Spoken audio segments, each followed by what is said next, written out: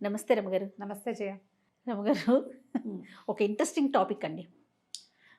ఈ రోజుల్లో ఎలా ఉన్నారంటే మనం చేసేదైనా చేయందైనా నలుగురు కోసం చేసి చూపించేస్తున్నారండి. మరి దానికి ఎంత టైం పెట్టేస్తున్నారంటే అందరూ ఆల్మోస్ట్ చూస్తూ ఉన్నాం మనం. ఆ పని వాళ్ళకు వచ్చా రాదా అనేది తెలియదు. ఏదో తమకు తోచినంతగా చేసేయటం, అందరి ప్రశంసల్ని ఎక్స్పెక్ట్ చేయటం. అందులో కొంతమంది పాజిటివ్గా ఉంటారు, కొంతమంది నెగిటివ్గా ఉంటారు. నెగిటివ్గా ఉండకూడదు, అంత పాజిటివిటీనే రావాలి. కానీ ప్రతిదీ చూపించేసేయాలి. మనకంటూ ఇంకేం లేదు. పర్సనల్గా మనమంటూ ఉంచుకోవటానికి ఇంకా అసలు ఏమీ లేదు, మొత్తం బట్టబయలే. అలాంటివి చూస్తున్నాం కదా. నెక్స్ట్ జనరేషన్కి, యూత్కి మరీ ముఖ్యంగా ఒక పక్కన క్రైమ్స్ అలాగే చూస్తున్నాం రమ్మగారు. రకరకాల క్రైమ్స్ అనమాట. అమ్మో ఇలా కూడా జరుగుతున్నాయా అని ఒక పక్క భయంతో చచ్చిపోతున్నాం. నిజం చెప్పాలంటే పిల్లల్ని ఇంట్లో వదిలిపెట్టి రావాలంటే భయపడిపోతున్నాం. ప్రతిదీ పబ్లిక్ చేసేస్తున్నాం, ఇంకో పక్కన రెండూ మనమే చేస్తున్నాం. టెక్నాలజీని వాడుకోవాలి, తెలుసుకోవాలి, ముందుకెళ్ళాలి. కానీ దాన్ని మనం ఏ విధంగా ఉపయోగిస్తున్నాం అంటే ఎన్ని నష్టాలకి దారి తీస్తుంది కదా. ఇప్పుడు ప్రపంచం అట్లా ఉంది కదా జయ, ప్రపంచమే అట్లా ఉంది. నీకు పని లేని వాళ్ళు, ఖాళీగా ఉన్నవాళ్ళు, నిరంతరము ఎవరేం చేస్తున్నారో చూడడానికి ఆసక్తిగా ఉన్న వాళ్ళ సంఖ్య లక్షల్లో ఉంది. ఇప్పుడు లక్షల్లో. మనకి అవసరమైన విషయాన్ని గూగుల్ చేయాలి. ఎస్, టెక్నాలజీ ఉంది. ఏదైనా ఒక విషయం తెలుసుకోవాలి. నువ్వు ఒక ఎక్సర్సైజ్ చేస్తున్నావు, దీనివల్ల ఉపయోగం ఏంటి? ఓ మందు కొనుక్కున్నావు, ఈ మందు ఏమిటి, దీని వ్యవహారం. ఓ డాక్టర్ దగ్గరికి వెళ్ళావు, ఆయన ఏదో ఫలానా జబ్బు అని చెప్పారు, ఈ జబ్బు గురించి వివరం. ఓ పువ్వు చూసావు, ఎంతో బాగుంది, కానీ అదేం చెట్టో నీకు తెలియలే, అది కూడా నువ్వు గూగుల్ చేయొచ్చు. నీ గోర్లు పదే పదే విరిగిపోతున్నాయి, ఎందుకు విరిగిపోతున్నాయి, అది కూడా నువ్వు గూగుల్ చేయొచ్చు. అది కూడా ఎంతవరకు మినిమం నాలెడ్జ్ తీసుకో, మినిమం నాలెడ్జ్. కానీ ఎక్స్పర్ట్ దగ్గరికి వెళ్ళాల్సిందే కదా. ఖచ్చితంగా. కానీ మొదట ఒక బేసిక్ థింగ్, మనకు అవగాహన లేని అస్సలు తెలియని విషయాన్ని గురించి కొంత ప్రశ్నించి తెలుసుకోవచ్చు. గూగుల్తో తప్పులేదు, అందరూ చేయొచ్చు. ఇప్పుడు ఉగాది పండగ, ఎవరెవరి ఇళ్లలో ఏమేం చేస్తున్నారు, ఎవరెవరు ఏమేం చేస్తున్నారు వాళ్ళంతా పెడుతుంటారు. ప్రతి వాళ్ళ ఇళ్ళు చూస్తాం మనం. అందరికీ నా పిల్లల పెంపకం, నా ప్రెగ్నెన్సీ, నా పిల్లాడి పెంపకం, నా పిల్లాడి డైలీ రొటీను, నా డైలీ రొటీను, నా పూజ, నా పునస్కారం. నేను కూడా చేశాను 1-2 వీడియోలు. నిరంతరం నేను చేయలేను, నా వల్ల కాదనుకో, అంత మాత్రం చేస్తాం. ఇప్పుడు ఏమవుతుందంటే ఎంతసేపు ఎవరో ఒకళ్ళ ఇంట్లోకి తొంగి చూసేందుకు ఒక అవకాశం లభిస్తోంది మనకి. ప్రతి చోట పెద్ద పెద్ద బంగ్లాలు, వాటిని చూపించడం,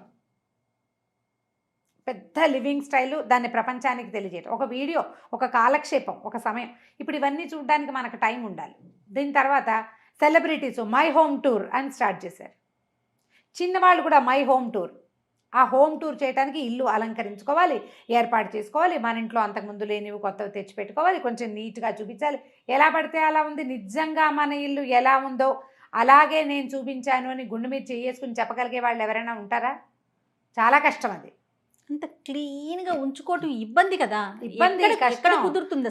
ఆ ఇంట్లో ఉన్న వస్తువులు, బొమ్మలు, సామాన్లు, బొటికలు అన్నీ ఉంటాయి మన దగ్గర. కాకపోతే ఈ మెయింటెనెన్స్ ఉంది కదా, నిరంతరము ఇలాగే చేయాలి అని. ఇది ఒక బంధ. అక్కడి నుంచి నా దేవుడు, నా పూజ, నా ఇల్లు, నా వాకిలి, నా మొక్కలు అవి అయితే ఏంటంటే హాబీగా చేసేవాళ్ళు చక్కగా మొక్కల్ని అవి చెయ్యందే కానీ కుదరదు, రోజు చెయ్యాలి. అవునవును. ఇప్పుడు ఈ హాబీస్ నుంచి మొదలుపెట్టి హాబీ ఉపయోగపడే విషయాలతో పాటుగా అక్కర్లేని చెత్త విషయాలన్నీ ఇందులోకి వచ్చేసినాయి. పైగా పాజిటివ్గా రెస్పాండ్ అవ్వాలి ప్రతి వాళ్ళు అనే ఒక భావన. ఎన్ని లైక్స్ వచ్చినాయి. యూట్యూబ్ వల్ల ఏంటంటే మనం అందులోనే ఉన్నాం కాబట్టి ఆ మాట చెప్పుకోవాల్సిందే. డబ్బు వచ్చే అవకాశం కూడా ఉంది కాబట్టి. అవును, మనమే చూపిస్తూ అయినా సరే కొన్ని వీడియోలు చేసి పెడితే అది క్రమంగా సంపాదన మార్గంగా కూడా టర్న్ అవుతుంది. కాబట్టి అందరూ కూడా ఈ మార్గాన్ని అవలంబించేందుకు వెళ్తున్నారు. ఇందులో ఏంటంటే ఇక మంచి చెడు లేదు.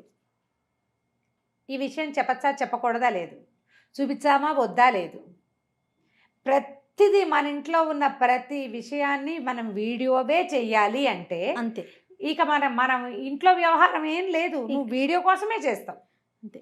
నువ్వు ఎక్కడికైనా వెళ్తావు వీడియో కోసం. పోనీ టూర్స్ చేసేవాళ్ళు కొంతమంది వ్లాగ్స్ చేస్తారు కదా, టూర్ వెళ్ళి ఒక దేవాలయము ప్రజలకు చూపించి తలుచుకుని అక్కడున్న ఇన్ఫర్మేషన్ అందిస్తూ ఉంటే కొంతమంది ఆ పని చేసేవాళ్ళు ఉన్నారు, బ్లాగ్స్ చేసేవాళ్ళు ఉన్నారు కదా. అవును. ఇప్పుడు దాంతో ఈ నా మామూలు వ్యవహారాలు చేసేవాళ్ళు కూడా అందులోకి జొరబడి దాన్ని అది కూడా ప్లస్ చేసుకోవటమే.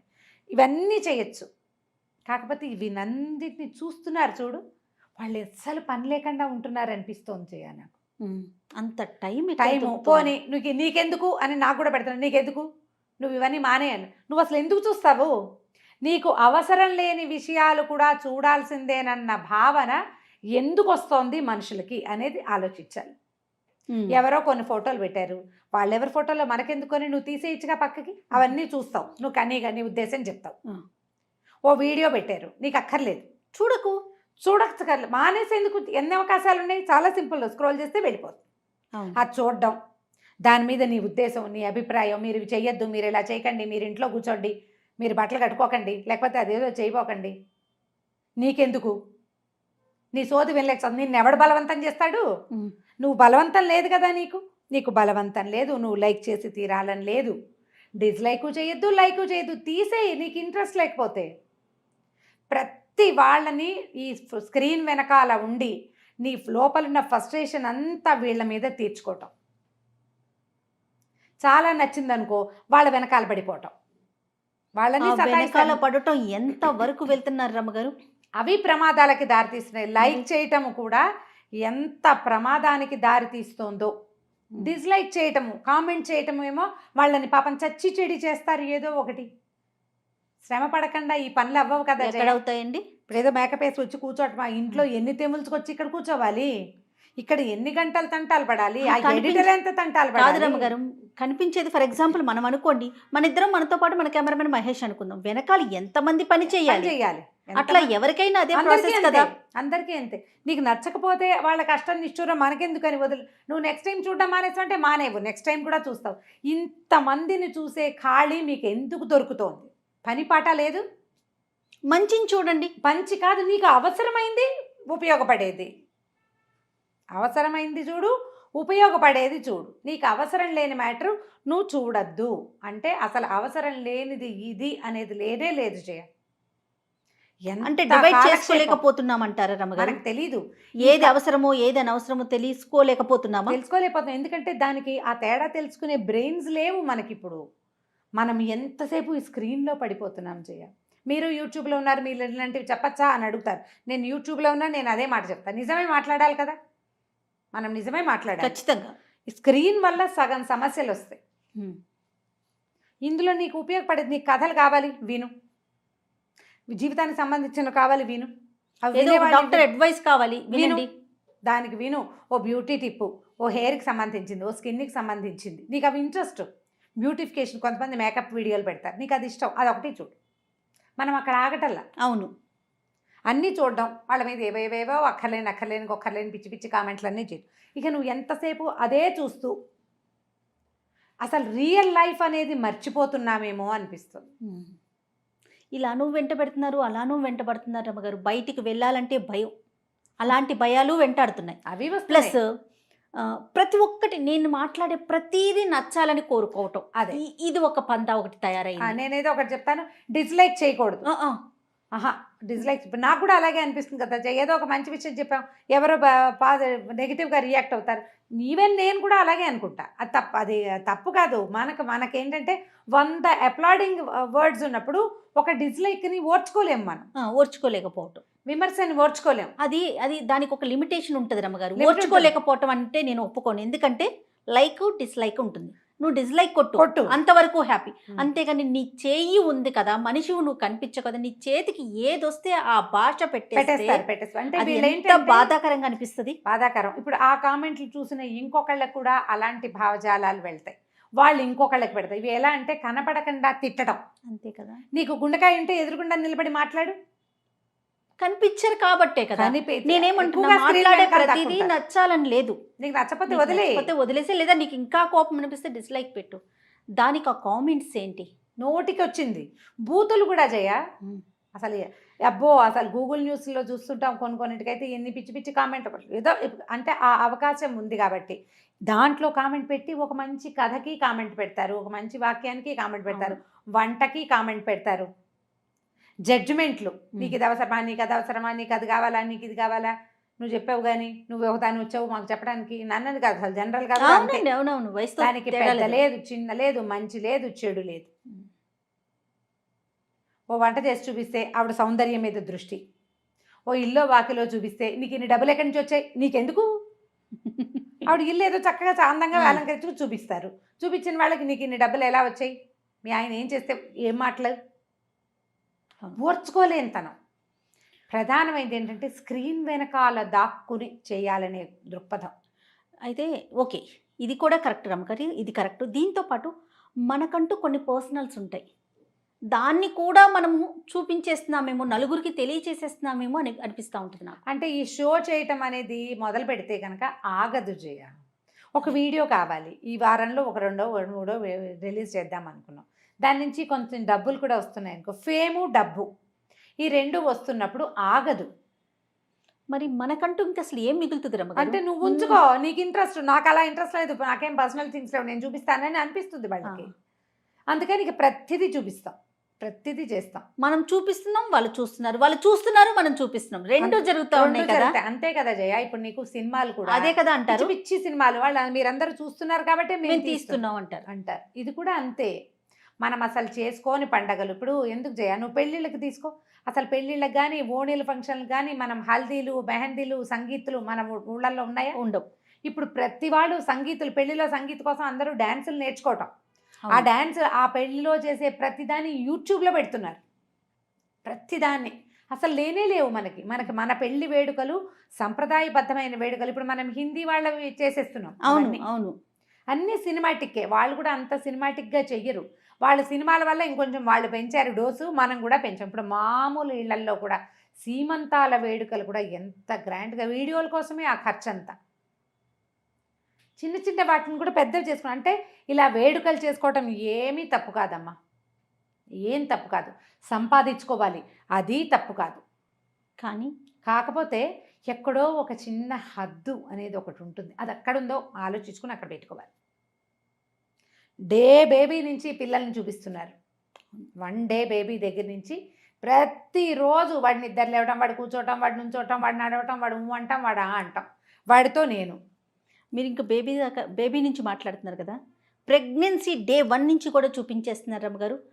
బై మిస్టేక్ ఏదైనా జరిగితే ఇట్లా జరిగిందనేది కూడా ఒక వీడియో, నేను ప్రెగ్నెంట్ని బై మిస్టేక్ అయ్యింది, అదొక వీడియో. అంటే ఇది ఎవరినో కించపరచడం అని కాదు, కానీ ఏంటంటే ఇప్పుడు నేను ఇంకోటి చెప్తా జయ, దీంట్లో వీళ్ళు ఇలా చేస్తే ఇన్ని రకాలు చూస్తుంటామా. మొన్న ఎవరో తెలిసిన అమ్మాయి వచ్చింది ఊరి నుంచి, దానికి February 2 వచ్చానని చెప్పడం కూడా, February 2కి వచ్చాను అంటే నేను 10కి వెళ్ళిపోతా. 2కి రావటం 10 అంటే నాకు టైం అనుకున్నారు, టైం అనుకున్నాను నేను. February 2 10ని వెళ్ళిపోతుంది. ఓకే, ఆ సాధారణ భాష కూడా అమ్మాయికి తెలియదు. వ్లాగ్స్ చేయాలని సరదాట, అందరు చేస్తున్నారు, నాకు కూడా చేయాలన్నది, చాలా బాగుంటుంది, ఎంతో సరదాగా ఉంటుంది. ఇంటర్మీడియట్ పిల్లలు, 10th క్లాస్ పిల్లలు, 8th క్లాస్ పిల్లలు, 5th క్లాస్ పిల్లవాడు ఒకడు, వాడు తన కథలొచ్చు తన వీడియో రిలీజ్ చేయాలనుకుంటున్నాడు. మీరు నాకు కూడా కొంతమంది పెడుతుంటారు, మీరు నన్ను ఎంకరేజ్ చేయండి, నేను వంట చేసి పెడుతున్నాను. మాకు చుట్టాల పిల్లల్లో కూడా ఆడపిల్లలు 2-3 కిచెన్ ఏవో మొదలు పెట్టుకున్నారు. సీరియస్గా చేయట్లేదు, కానీ వాళ్ళని ఎంకరేజ్ చేయాలి. ప్రతి వాళ్ళని ఎంకరేజ్ చేసేసేయాలి, అది కూడా కోరుకుంటున్నారు. అదొక సంపాదన మార్గం వీళ్ళకి. మీకెన్నో నన్నైతే ఓపెన్గా అడిగే వాళ్ళు ఉన్నారు జయ, అసలు ఈ మాట అడగచ్చా అని మొహమాట పట్టాలి అస్సలు లేదండి. పెద్దవాళ్ళు ఈవిని అడగటం ఏంటి అని కూడా అడగటం. మీకు ఎంత వస్తుంది, మీకు ఎంత ఇస్తారు, మీకేమొస్తుంది, అబ్బో యూట్యూబ్లో లక్షలు సంపాదిస్తున్న వాళ్ళు ఉన్నారు కదా, మీకు అంతే. యూట్యూబ్ చేస్తున్నప్పుడు నాకు లక్షలు వస్తాయి, నాకేం లక్షలు కొత్త కాదు, అయినా సరే అదో ప్రశ్న. ఎంత ఓపెన్గా అయ్యిందంటే ఇప్పుడు సమాజంలో ఈ మన ఏమంటారంటే సోషల్ మీడియా ప్రబలిన తర్వాత జనాలు ఇన్హిబిషన్స్, ఈ మాట అడిగితే తప్పేమో, బాగుండదేమో అలా అనుకోవట్లా. స్క్రీన్ వెనకాల అనుకోవట్లేదు, స్క్రీన్ ముందు అనుకోవట్లేదు. అవునండి, హద్దు లేకుండా అవుతున్నాము. నాలెడ్జ్ పెంచుకోవటానికి వాడుకుంటే తప్పే లేదు, వాడుకోవాలి కూడా. కానీ మీరన్నారు చూడండి, ఒక ఎక్కడో ఒక చోట దానికి ఒక ఫుల్ స్టాప్ పెట్టుకోవాలి. ఫుల్ స్టాప్ పెట్టుకుంటేనే మంచిది. పిల్లల్ని వీడియోలో ఇన్వాల్వ్ చేసేయటము, వాళ్ళకు కూడా ఇదే ప్రపంచంగా తయారు చేయటము, ఇది ఒక ఏమన్నాలంటే ఆర్టిఫిషియల్ లైఫ్ స్టైల్ని అలవరచకండి, హాయిగా ఉండనివ్వండి వాళ్ళని. నగా నట్లా చూపించేస్తూ ఉంటారా రమ్మగారు, నాకు చూసినప్పుడు అనిపిస్తుంది ఓయమ్మ క్రైమ్ న్యూస్ ఇన్ని జరుగుతూ ఉన్నాయి కదా, అయినా చూపిస్తారు. అయినా చూపించేస్తారు. నేను అది కొనుక్కున్నా, ఎట్లా ఇది ఎంత సేఫ్టీ వాళ్ళకి ఉన్నట్లు మనం ఎన్ని వ్యూస్ వస్తాయో జయ ఆ నగల వాటికి. నగల షాపులు వాళ్ళు చూపించారంటే ఒక రకం. ఒక అర్థం ఉంది. ఇళ్లలో వాళ్ళే మా ఫలానా ఫంక్షన్కి ఇన్ని వడ్డాణాలు అన్నీ పెట్టుకుని ఎంత ప్రమాదం. అయితే ఒకటి మాకంత తెలివి లేదా అంటారు. మా ఫంక్షన్ అయింది వేరే రోజున, మేము ఇది కానీ మీ దగ్గర ఇంత వస్తువు ఉందని జనాలకు తెలిసిపోతుంది కదా. అదే కదా, అవన్నీ ప్రమాదాలే ఏమిటో. మరి ఏదో మన క్లోజ్ సర్కిల్ వరకు తెలియటం వేరు, మనం ప్రపంచానికి తెలిసిపోతా ఉంది కదా. ప్రపంచానికి మన ఇల్లు వాకిలి, మనం ఏం కొనుక్కున్నాం, మన తోటలు దొడ్లు, మన బంగారాలు, మన పట్టు చీరలు, మనం ఎంతెంత షాపింగ్లు చేస్తున్నాం, ఎలాంటి ఫంక్షన్స్ చేసుకుంటున్నాము, ప్రతిదీ మంచి డీటెయిల్డ్గా చెప్పడం. మీరే నా స్నేహితులు, సబ్స్క్రైబర్లు ఫ్యామిలీ మెంబర్స్గా ఉన్నారు ఇప్పుడు. మనకి ఎలా తెలుస్తారు రమ్మగారు సబ్స్క్రైబర్స్? అసలు ఎవరో ఏంటో తెలియదు కదా, ఒక్క మొహం కూడా మనకు ఐడియా ఉండదు కదా. ఎందుకు నన్ను చూస్తారా? ఎన్ని వీడియోలు ఉన్నాయి? దాదాపుగా 1300-1400 వీడియోలు ఉన్నాయి నాకు, ఇంకా ఎక్కువే ఉన్నాయి బహుశా. ఇది 4వ సంవత్సరం, 4 ఏళ్ళు. అవునవును. ఇప్పుడు ఇన్ని వీడియోల్లో నా సంగతి మీకు పూర్తిగా తెలుసా? ఎలా తెలుస్తుంది? నేనేం చెప్పానో అదే మీకు తెలుసు, అంతే. నేను మీకు తెలీదు. మనం ఎవరిని తెలుసుకోలేము. మహా అగ్ర నటులు వాళ్ళంతా మనకు తెలుసని మనం అనుకుంటాం. అసలు మనిషి మనకి ఎట్లా తెలుస్తారు? ఆ క్లోజ్ సర్కిల్ మాత్రమే వాళ్ళ తత్వాన్ని తెలుసుకోగలుగుతుంది. ఆన్ స్క్రీన్ కనపడే వాళ్ళు ఎవ్వరూ మనకి పూర్తిగా తెలిసినట్టు కాదు. అవును. ఆఫ్ స్క్రీన్లో మనకి పరిచయమైన వాళ్ళు, మనతో పాటు ఉన్నవాళ్ళు, మన లివింగ్లో ఉన్నవాళ్ళు తప్పిస్తే తెలుసుకోలేరు. ఇది నా కుటుంబం, మై ఫ్యామిలీ అని భావించద్దు. అసలు అది పొరపాటు. ఆ కుహనా జీవితపు ఆలోచనలు కొంచెం తగ్గించుకుంటే కొంచెం జాగ్రత్త వస్తుందేమో. మరి అంతే. ఫ్యామిలీయే, మేము ఫ్యామిలీయే అని చెప్తారు. ఫ్యామిలీ అనుకోకూడదు. ఫ్యామిలీ అంటే ఏమిటి? ఇప్పుడే ఒక మనం చెప్పిన విషయాన్ని విని తమ భావాన్ని తెలియచేయటం మాత్రమే కాదు, ఇందులో చాలా ఇబ్బందులు వస్తాయి. జాగ్రత్తగా ఉండటమే మంచిది. మొత్తం జీవితాన్ని స్క్రీన్ మీద పెట్టేయద్దు. ఎస్, రైట్ రమ్మగారు. చూద్దాం ఎలా రెస్పాండ్ అవుతారో దీనికి. దీనికి చాలా నెగిటివ్ రెస్పాన్స్ కూడా ఉంటుంది జయ. అవునవును, తప్పకుండా. అంటే మొదటి ప్రశ్న ఏమొస్తుందంటే, మీరు ఎలా మాట్లాడతారు స్క్రీన్ మీద కనిపిస్తూ? డెఫినెట్గా ఇప్పుడు నేను ఆ మాట క్లియర్గా చెప్పాను కదా. నేనేం మాట్లాడతాను? నేను కథలు చెప్తాను, జీవిత సత్యాలు చెప్తాను, జీవితానికి సంబంధించిన విషయాలు చెప్తాను. మీ పర్సనల్ థింగ్స్ కాదు కదా. మీరు చెప్పరు, నేను అడగను, నేను చెయ్యను, రెండూ లేదు. నేను చెయ్యను, పబ్లిక్ చేయటం లేదు వాటిని. సాధారణంగా మనం ఇలా మాట్లాడేటప్పుడు కొన్ని పర్సనల్ థింగ్స్ బయటకు వస్తుంటాయి, కొన్ని వాక్యాలు, అంతే. అది అంతకంటే కాదు. రైట్ రమ్మ గారు, నమస్తే. నమస్తే జయ.